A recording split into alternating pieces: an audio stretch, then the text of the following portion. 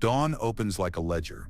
The market square breathes before the noise arrives, stalls yawning, carts groaning, lights coming alive one by one. You step into the chill and bargain for bread, time, and a little respect.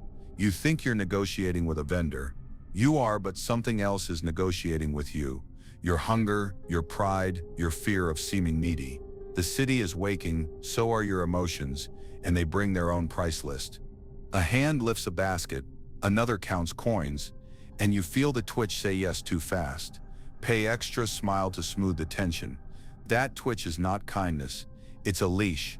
In every square, in every office, in every home, power moves through feelings the way wind moves banners. The banners don't decide the wind, they simply show it. When you don't see what blows through you, you become someone else's flag. Here is the painful truth you avoid until it ruins a day, a deal, or a decade. Who does not command his heart is easily commanded by others. You skip a boundary to keep the peace, and the cost arrives later with interest. You promise more hours at work to avoid a hard conversation. Your weekend vanishes under emails and quiet resentment. You accept vague affection and love because you fear silence, and suddenly you are financing a romance with your self-respect. You say yes to a loan you cannot afford because you fear looking small. The lender smiles and your future shrinks. So look again at the square. Behind every price is a posture. Behind every posture is a feeling. Behind every feeling is an opportunity for someone to steer you.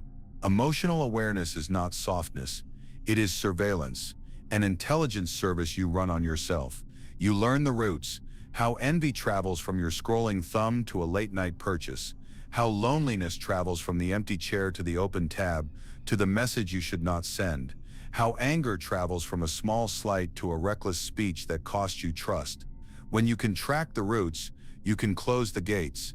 Your life is a small state, and states are governed by law. Here is your first law. Emotion is information, not an order. Treat it as a report from the frontier. File it, read it. Do not swear fealty to it. Second law. Appearances are terrain. Keep a composed face while you fortify within. You are not lying. You are refusing to auction your pulse. Third law. Time is your coin. Never spend it while your hands shake. Buy an hour. Buy a night's sleep. Let storm water run to the drains before you build a bridge. Think about work. The meeting begins and the room tests for weakness. Talkers push, silent ones calculate. The clock becomes a weapon. Your need to be liked leans you forward. Your need to look smart makes you speak too soon. If you are unaware, you betray your position before the discussion even starts. Emotional awareness lets you sit back, slow your breath, and watch the bids. Who wants speed? Who wants confusion? Who wants you on record? You adjust, and now you set the pace. Calm becomes a barricade. You hold your line and choose your moment. Think about love. Attention floods your phone, and your heart lights up like a festival at night. But festivals end, and cleanup is expensive. You learn to ask, what do they want? What do I want? What do my feelings want? You listen for force and for freedom. You keep your nose sharpened like a key, ready, quiet, precise. You do not perform hunger to earn closeness. You offer respect and require it back. None of this is cruelty. It is prudence. You will still feel deeply, joy, grief, desire, but you will carry them like a captain carries a banner, high visible, and never in the way of the sword arm. The market grows louder. The sun lifts. You straighten your back. The city will negotiate with you all day. Now you will negotiate back. Rule your heart, or someone else will. The city smiles when it wants something from you, and it often does. You feel the warmth. You lower the gate, and the cart rolls in with its hidden costs. You call it kindness. It was a test. You call it chemistry. It was a probe. This is how obedience begins. Not with chains, but with compliments. Illusion 1. Honesty of feeling guarantees honesty of others. It does not. At work, the new manager leans close and speaks your language. I love how passionate you are, they say. They ask for your weekend just this once, then also your evening, then your quiet dignity. They praise your grit to see which favors you will perform for praise alone. Notice the pattern. Warmth appears before the ask, and it vanishes after the signature. Their smile is an instrument. It measures your need to be seen. If your need is high, your price is low, and they will buy you in small payments until you forget you were sold. In romance, the same theater plays with softer lights. A match arrives with a flood of attention, memes, songs, late-night voice notes. They study your fears like a locksmith studies a tumbler. When you hint at old hurts, they mirror your language and swear to be different. Then comes the pilot test, a baby loan, a favor that violates your schedule, a joke that crosses a line to see whether you will flinch. If you do not, the request grows teeth. Affection becomes a lever. You become the hinge. The predator here is not a monster in an alley. It is a charming accountant, tallying how many sorries you will issue to keep the lights of affection on. Understand the tactic, performance of warmth is surveillance. It maps the soft places and marks them for later entry. Emotional honesty is noble, but it is not armor. It is a banner. When you cannot tell friend from negotiator, treat every bright compliment as a coin held to the sun. Inspect both sides before you spend it. Illusion 2, love is safer than fear. Nicolas wrote, "It is much safer to be feared than loved if one must choose." He did not despise love. He distrusted its weather. Love rises with fortune and mood. Fear stands guard when the moon turns. In personal life, you do not rule with cruelty. You rule with clarity. Boundaries are your law. If someone loves you today but punishes your no, that is not love. It is tribute demanded at the gate. Translate this into your day. Your partner adores your spontaneity until you decline a last-minute plan to protect your sleep. If they sulk and withhold, they are bargaining with storms. Hold the line, "I care about you and I care about my health. Tomorrow works." If they can love you with your limits, love is safe enough. If they can love you only when you are available on demand, fear is already governing you. You just call it keeping the peace. At work, replace sentimental safety with structural safety. Do not hunt for approval. Design respect. Say what you can do, by when, at what cost, and what fails if you add more. Say it calmly twice. If they push past it, they are testing whether your words are laws or lyrics. Make them laws. Choose the reliability of consequence over the volatility of affection. When your no is consistent, decent people relax, and opportunists move on to softer gates. Illusion 3. Good people do not need strategy. This is how benevolence becomes a tax farm. You help without plan, you forgive without memory, you lend without terms, and the cunning keep you on retainer. You think you are earning loyalty, you are funding convenience. Virtue is not niceness, it is disciplined courage, the strength to act in uncertain weather with a map in hand. Without discipline, emotion drives like a thief, fast, loud, and into a wall. Take the generous colleague who fixes every crisis. They believe kindness will return, but returns require receipts. Without a ledger, their hours vanish, and their reputation becomes the one who will always handle it. Soon they are passed over for leadership because leadership requires saying no, and they have trained everyone to expect yes.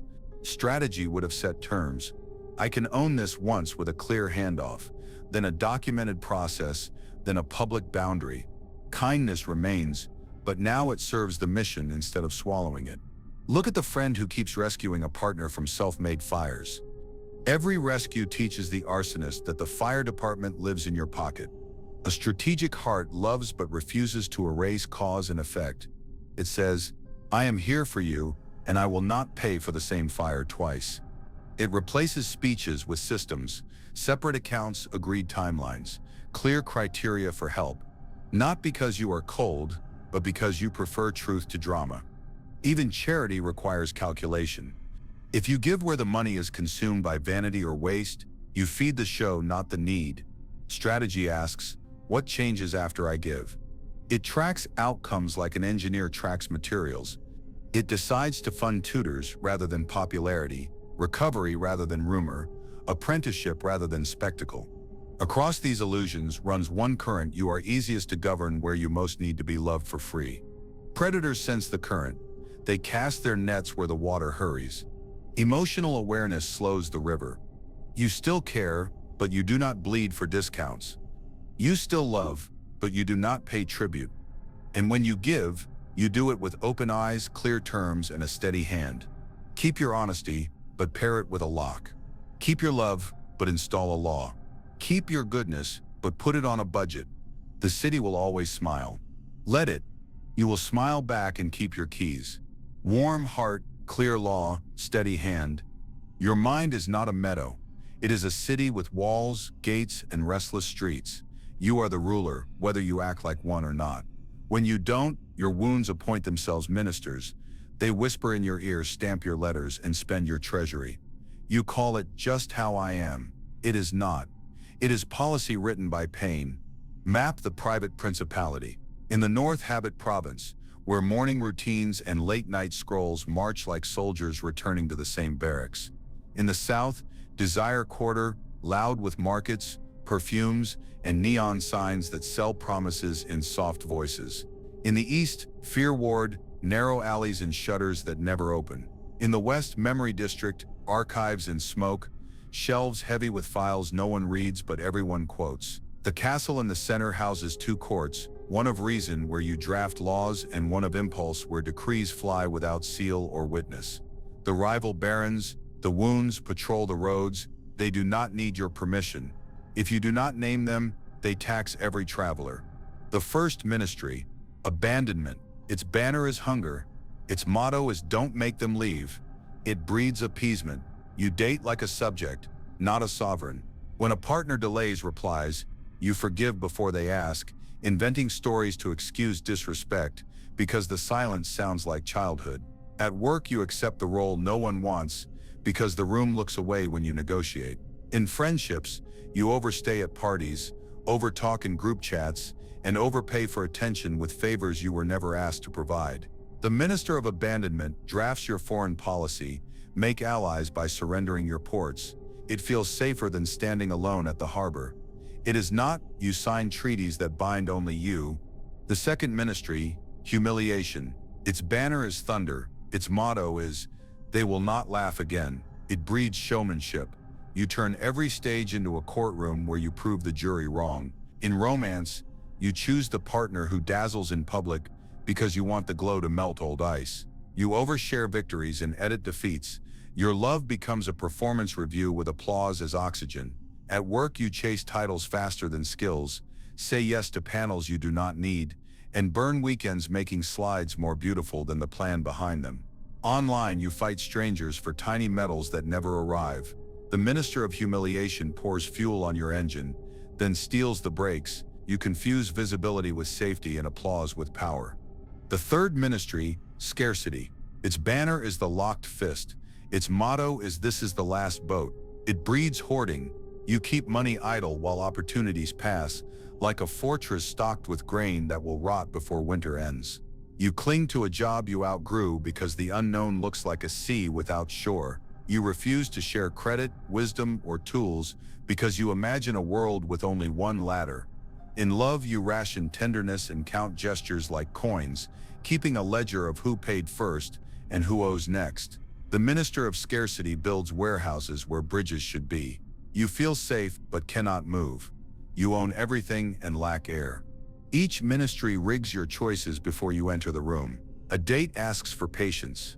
Abandonment signs away your voice. A meeting invites proposals. Humiliation writes a speech instead of a plan. A chance appears.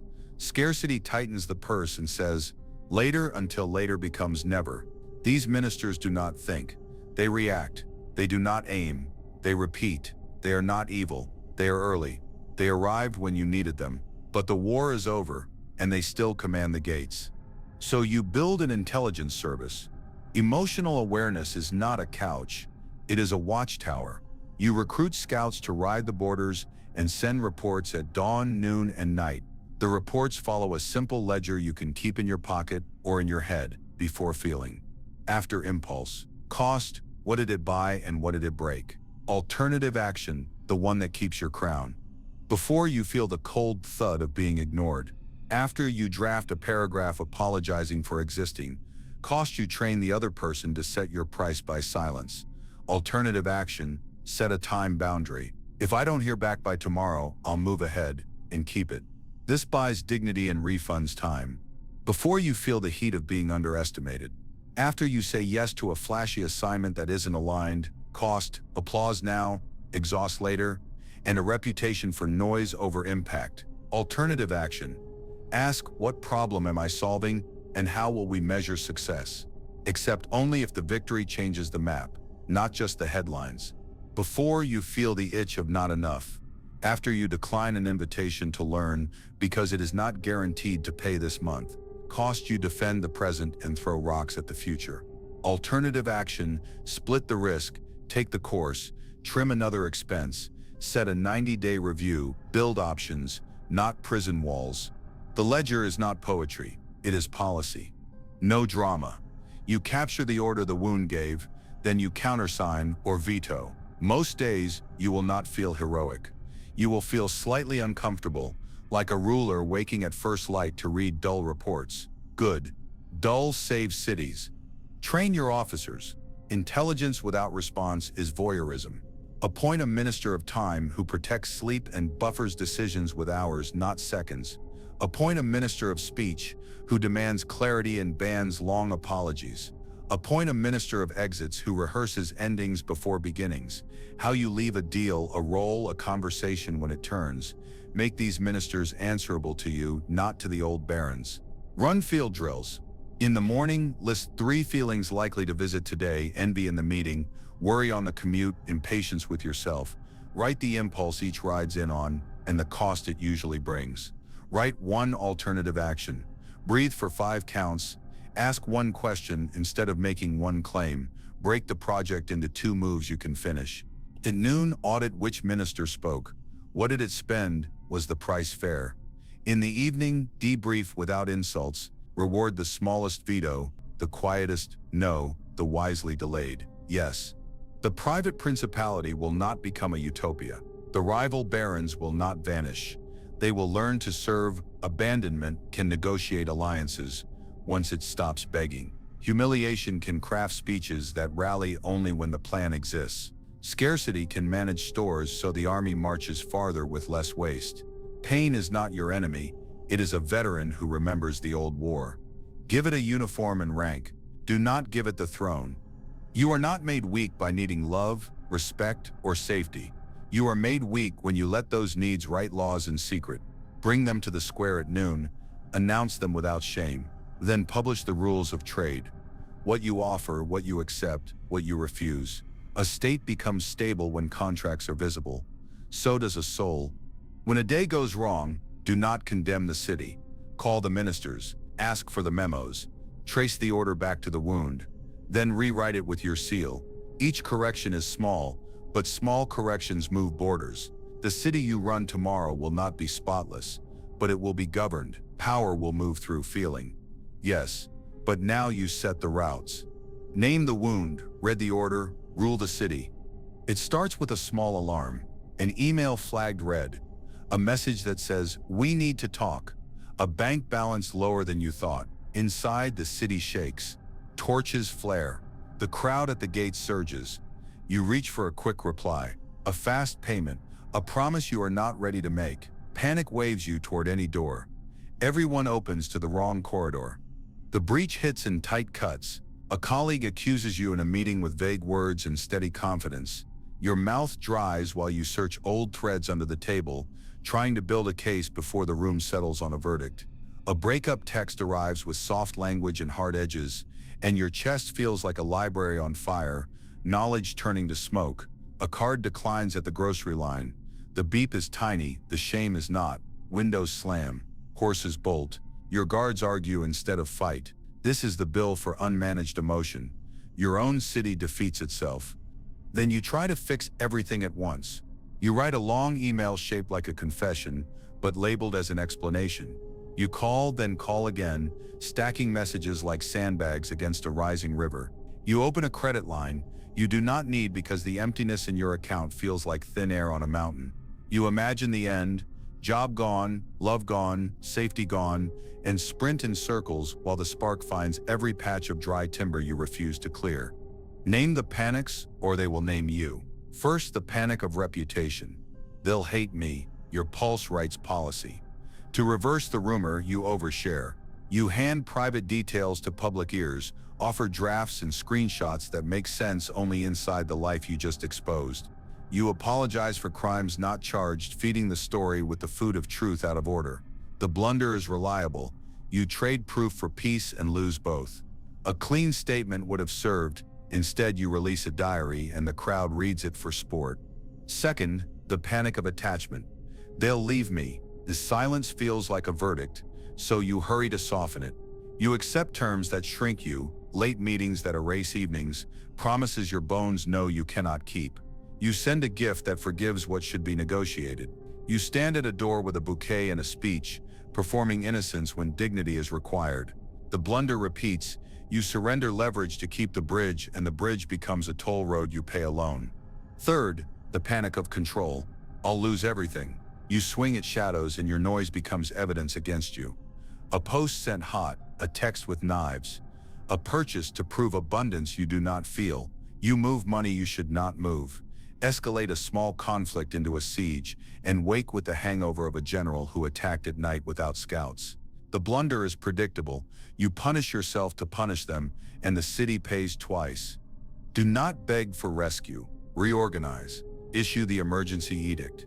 First rule, shrink the battlefield. Limit decisions to the smallest necessary unit. You do not fix your career tonight. You write one paragraph that states facts without fever. You do not repair a relationship over midnight calls. You confirm a time tomorrow when both can speak without interruption. You do not rebuild your finances in an hour. You freeze the motion, no transfers, no revenge spending, no loans from future. A smaller map is an honest map. Hold to it.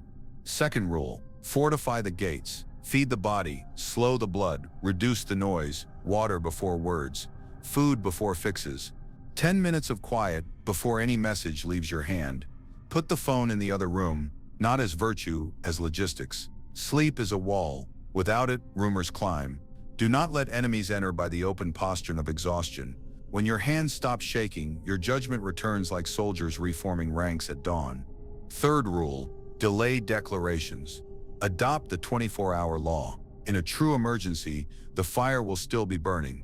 You will act with clearer eyes. In most cases, time dissolves the fog that makes false targets look important. Responses sent from heat expand the battlefield in the enemy's favor. Hold your tongue until your words carry weight. Tell yourself, if this is urgent tonight, it will be urgent tomorrow. If it is not, I just bought peace. That is not cowardice. That is command. You ask, what if my silence looks like guilt? Let them think. A ruler without a clock is a servant of other people's alarms. You will answer, but on terrain you choose. Prepare that terrain. Draft a short statement, 2 sentences that state the fact, and the next step, remove adjectives. Remove apologies that confess what you did not do. Replace them with commitments, times, dates, verifiable actions. In love, draw one calm line. Let's talk tomorrow at 7. If that doesn't work, we'll reschedule. I will not have the conversation by text. While the city steadies, send scouts, not soldiers. Seek 3 confirmations before any major move. If a charge appears, verify with the source, then the document, then the bank. If a colleague accuses, gather the files in order and consult one advisor with no stake in your drama. If a partner withdraws, check your own ledger. Where did you abandon yourself? A crisis is loud. Wisdom whispers. Bend close to hear it. Notice what collapses when you pause. The rumor shrinks without your fuel. The lover who needs constant access prowls and reveals their terms. The financial hole stays the same size while you grow larger than it by choosing the next right action. You were not ruined, you were rushed. Slowness restores scale. Slowness turns cliffs back into stairs. You fear that calm means you do not care. That lie is panic protecting its job. Calm is not indifference. It is aim. You can love fiercely and move slowly. You can defend your name and take a day to choose the ground. You can feel the bruise and still bind the wound before swinging at shadows. The city learns from your posture. When you stand upright, the crowd finds order. When you run screaming, they copy you, and soon you flee your own citizens. In every collapse hides a choice. Will you sign away the city to stop the noise, or will you hold the pen and make the noise stop first? Choose the second. Write nothing you would not defend after sleep. Promise nothing your future cannot deliver. Spend nothing to signal strength. Real strength is the receipt you can show later. Tonight, the spark feels personal. Tomorrow, it will read like paperwork. That is what time does when you govern it. You will still speak, meet, pay, grieve, but you will do it as a ruler, not a refugee. The city can burn and still be yours if you keep the laws while the smoke rises. One street at a time, one order at a time, 1 hour you refuse to sell to panic. Pause, fortify, and rule your hour. Love without freedom is a bill, not a gift. You paid it for years and called it romance. You paid it at work and called it loyalty. Look again. What kept you close was not love. It was the fear of losing your place at someone else's table. When fear signs the contract, affection becomes a tax collector. Start where a ruler must terms. True love is aligned interests, chosen freely. If you cannot choose, you have been conscripted. 2 tests cut through the fog. First, can you say no without punishment? If your no brings sulking, cold wars, or a lecture about gratitude, you are not loved, you are managed. Second, can you disagree without losing safety? If one hard conversation turns your home into a courtroom, your partner into a prosecutor, and your messages into exhibits, you do not have a partnership, you have conditional parole. Apply the tests beyond romance. Your job showers you with mission talk, pizza nights, and glossy slogans about family. Say no to an unfair deadline and watch whether your standing collapses. If honest limits cost you your place, you were not in a team, you were in a tribute system. Real alliance respects a boundary because it wants you steady, not drained. Now expose the tribute behaviors that kept the gates open. Over-gifting, you bought silence with presents that grew more elaborate as your certainty shrank. You gave to erase discomfort, not to honor truth. The price rose because the merchant learned your panic. Over-explaining, you poured essays into texts and emails trying to litigate your innocence. Each paragraph surrendered a little authority.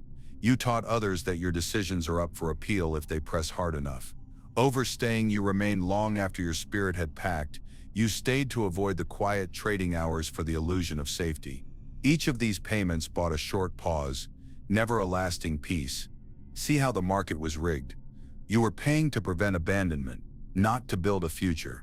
That is why the account never balanced. A gift given to avoid loss earns no interest. An explanation offered to avoid conflict invites more argument. Time spent to avoid loneliness breeds isolation. The tribute state thrives on your confusion between peace and appeasement. Ending tribute is not meanness, it is new budget law. Replace the myth that love requires disarmament. Love is not a battlefield where you throw down your sword to prove your heart. Love is a treaty between 2 sovereigns. You keep your arms, your time, your values, your voice, and offer peace. The treaty spells out borders and crossings. It declares what happens during storms, how we speak, how we pause, how we resume. When both sides keep arms, peace holds because respect is mutual. When one side disarms, the other side forgets the cost of hurting you. Damage becomes easy. In practice, this looks like clarity delivered calmly. You say, I will not be shouted at. We can pause and return in an hour. You say, I won't cancel my health for your impulse. Let's plan. You say, I'm willing to help and I need a deadline and a scope, not because you are rigid, but because you are responsible for the city within. Dignity is not drama, it is customs and borders, clearly posted. Consider modern scenes. A partner demands your passcodes as proof of trust. The treaty response, trust is freedom with accountability, not surveillance.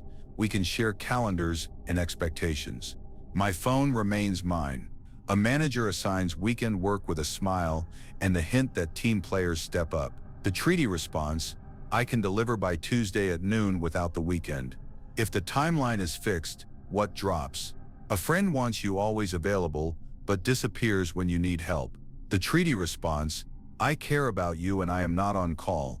Let's schedule a weekly hour. Emergencies are the exception, not the rule. This reframe frees love to be what it claims. When you can say no, a yes means something. When you can disagree, agreement is clean. When you can keep your schedule, giving time is generosity. not ransom. The air changes. Attention becomes steady, not frantic. Desire becomes choice, not hunger. Gratitude returns because both sides know the cost of the offer and the value of the acceptance. You may worry that rules will kill romance. They will kill manipulation. They will also make room for tenderness that is chosen, not extracted. A ruler who cannot defend the wall cannot protect the garden. Order guards the flowers. Clear law protects soft moments. If someone loves you, they will meet you at the treaty table with their dignity intact and their promises measurable. If they only love your surrender, you were never loved, you were leased. So you leave the old tax office with your head up. You stop paying to be kept. You start investing to be joined. Conversations become contracts with dates and limits. Affection returns as an offer, not a fee. Two sovereigns, one map, a written pact you both can point to when storms arrive. Love stands because both of you stand. Keep your crown, sign the treaty. Men in general judge more by the eye than by the hand. You know this. People trust the picture you present long before they test the structure beneath it. So you will build both a calm face and a governed city, not softness, sovereignty. Form a cabinet of drives. The parts you shamed were simply unemployed officers. Give them work and limits, and they will serve. Anger becomes a guard. Station it at the gates with rules of engagement. Its duty is not payback, but protection. When a colleague slices your time with fake urgency, the guard steps forward. I can deliver Tuesday at noon. If the deadline is fixed, what drops? When a partner's voice rises, the guard raises a hand for a pause. We'll continue when we both can listen. In this post, anger speaks in short sentences and keeps its weapons sheathed. Let it patrol, not roam. A roaming guard becomes a mob. A posted guard keeps the wall. Ambition becomes an engineer. No more ideas that burn fuel and go nowhere. The engineer drafts roads and bridges. A one-page plan, dates on a calendar, budgets with names. It asks, what is the smallest useful thing I can build this week? It values progress over grandeur. At work, it turns promotion someday into a design, key projects, stakeholders, metrics, and a review date. In love, it drafts rituals that keep streets open, weekly check-ins, planned rest, honest vacations. It builds what applause cannot sustain. Suspicion becomes an auditor. Assign it to verify risk without poisoning the well. Its brief is narrow. Check claims, test numbers, compare promises to habits. The auditor asks of every shiny offer, what would make this fail? It audits your impulses too. Before you send the hot reply, it whispers, cost, gain. When suspicion sits on the throne, love starves. When it sits at the ledger, waste ends. Now write your edicts. The 3 laws that hold the line when emotion surges. Law of appearances. Guard your face, reveal your heart by choice. People read posture before words. You will not wear fear in public, nor parade pain for pity. Practice a clean, neutral presence. Shoulders loose, voice low, pace slow. Answer with measured phrases. Let me think, I'll get back to you. That doesn't work for me. Your heart is not a marketplace. Open it in private to earned allies. On a schedule you decide. This is stewardship, not deceit. Law of stakes. Never negotiate when hungry, lonely, or humiliated. In those states, you sell the city for a bowl of soup. If you must respond, respond with logistics, not life. Schedule the meeting, confirm the number, ask for the document. Eat, rest, call a friend, walk the block, and then speak. You will want to fix everything fast to quiet the storm in your chest. That is when you bleed most. Set a standing order. No major decisions before food, sleep, or counsel. You cannot out-argue your biology. You must first steady it. Law of terrain. Fight only on grounds you prepared. You do not debate by text at midnight. You do not accept surprise meetings with hostile witnesses. You do not negotiate money without your numbers in front of you. Choose the room, the time, the document, the agenda. If they refuse your ground, that is the answer. They prefer confusion as terrain. Decline with courtesy. Prepare the ground and invite them again. A lion does not chase every noise into the thorns. With officers appointed and laws declared, train your daily intelligence service. Fortune turns, yes, but she respects defended borders. habit is how you tilt her. Morning briefing. 3 minutes at your counter or desk. Ask, which feelings are active?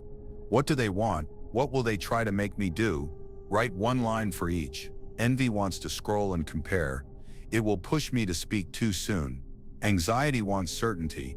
It will try to buy it with overpromising. Restlessness wants novelty. It will scramble my priorities. Assign each to its officer. Envy goes to the auditor.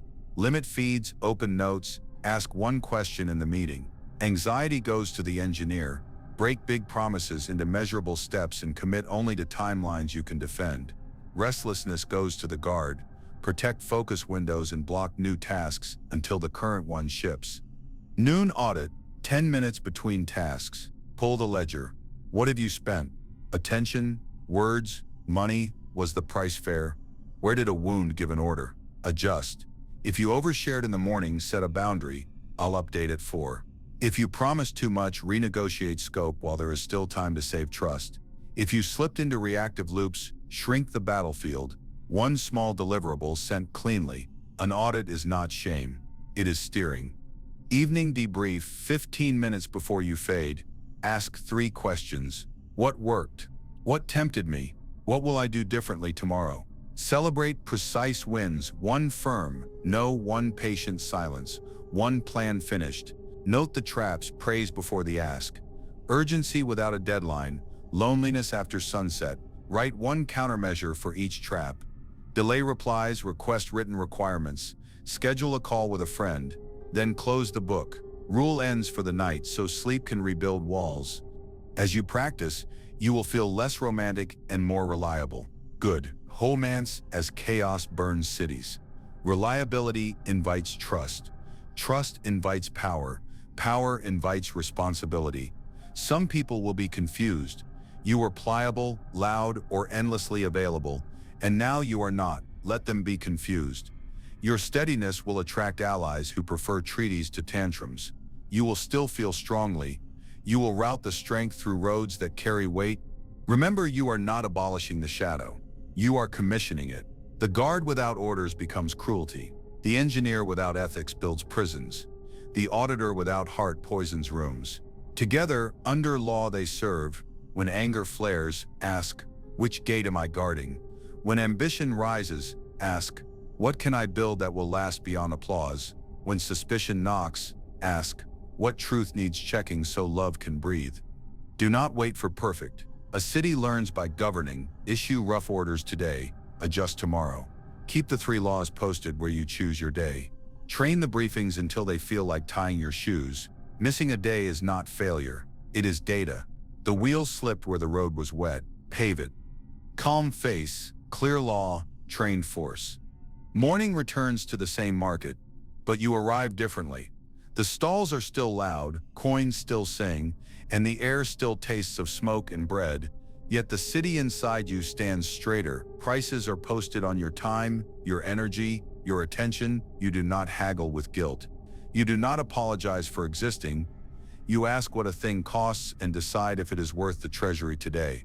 When a vendor insists on rush and charm, you smile, step back, and let the crowd pass. A clean exit is now part of your art. The reordered city moves with simple rules. Fewer promises, better kept. Meetings start on ground you prepared. Agenda, documents, outcomes. Your messages are shorter and arrive later, after sleep and a walk. You stand where you choose to stand. In love, your hours wear uniforms. You keep your evening for rest, your morning for building, your midday for trade. No one enters without knocking. The guards do not shout, they simply stand. When storms gather, you shut the smaller gates and keep the main road clear. People feel the difference. They may not praise it, but they stop testing it. Quiet victories accumulate like bricks. You say no without drama. No is not a performance. It is a policy that doesn't work for me. You negotiate without fear. You ask for terms first, then decide. You set pace instead of chasing it. You love without tribute. You give because you mean to, not because you fear the night. If someone confuses your calm with coldness, you let them learn or leave. You learn to leave as well, without speeches, without burning granaries on your way out. The city stays supplied for tomorrow. None of this is sudden. It is slow power, the kind that does not depend on applause or weather. You notice you go whole days without the old panics. You still feel the tugs, envy, hunger, pride, but they report to the cabinet and return to their posts.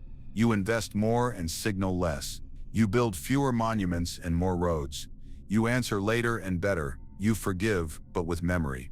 You trust, but with verification. The small, dull habits turn the wheel. Hope looks different now. It is not luck, it is administration. You draw delight from order, a task done on the day you said, a boundary kept, a conversation finished when it lost value. Your calendar stops looking like a battlefield and starts looking like a map. There are borders, bridges, courtyards, and gardens. You can walk it with a friend and not get lost. Peace is not a gift laid at your door. It is a budget you execute and a law you keep. Fortune still turns. A plan will stall. A colleague will fail you. A heart will ache. The difference is waste. You waste less on noise, on speed, on saving face. When the wheel shifts, you already know the drill. Shrink the field, feed the body, choose the ground. You weather what must be weathered. You act when action has leverage. You carry receipts for your choices and sleep on time. Today requires one more move. Choose administration over anarchy. One edict at a time. Not 10, not 5, 1. Something small enough to keep when the wind rises. I do not reply in anger. I do not cancel sleep for urgency. I meet conflict only on prepared terrain. Post it where you choose your day. Read it when the first test arrives. Keep it when keeping is least convenient. That is sovereignty. Not the crown on your head, but the law you obey when no one is watching. You cannot rule the world. You can govern your square. From there, alliances form. Work improves, love deepens, and danger meets closed gates. This is the hope worth having. Not that others will change, but that you will remain steady while they do as they do. You have learned to read your city, to audit your feelings, to deploy your drives, to sign treaties that last. The market will always call. The wind will always turn. You will stand where you mean to stand. Choose one law today and keep it.